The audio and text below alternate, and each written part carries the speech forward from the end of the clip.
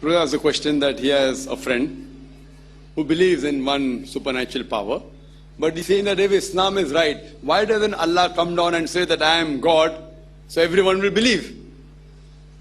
There's a verse in the Quran. If Allah wanted, He could have made all human beings as believers, as mu'min. Very easy for Him. For Him to make everyone Muslim is very easy, kun fayakun. But this is the test we are undergoing.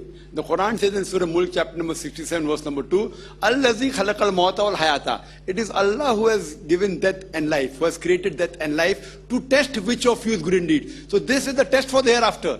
The human beings are the best of creation of Allah subhanahu wa ta'ala. We have a free will. Either we can go against Allah subhanahu wa ta'ala or we can obey Him. Those who obey Allah subhanahu wa ta'ala and submit the will according to Allah subhanahu wa ta'ala, they are called as Muslims. Those who go against Him and disobey Him, they are called as kafirs, unbelievers. For example, if in an examination test, the students are given an examination. So one of the students says, why is the teacher testing us? Why doesn't she come and show us all the answers and everyone will write the right answer? If the teacher comes and dictates the answer, so where is the question of the test? So teacher before the test taught you many things. Told you. It is you who have to remember them and ask questions that time. Same way Allah subhanahu wa ta'ala has revealed the Quran. And has given you signs. Allah says in the Quran, in Surah Fussilat, chapter number 41, verse number 53, Sanurihim ayatina fil afaqi wa fi anfusihim hatta yatabayyana annahu al-haq. That soon we shall show them our signs in the furthest reaches of horizons and into their souls until it is clear to them that this is the truth.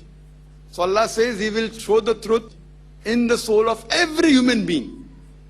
Every human being. Now after they come to know the truth, whether they believe or not, is their problem. So teacher, before the examination, she teaches 2 plus 2 is equal to 4. In the examination you read 3 or 5 or 4, that is your problem.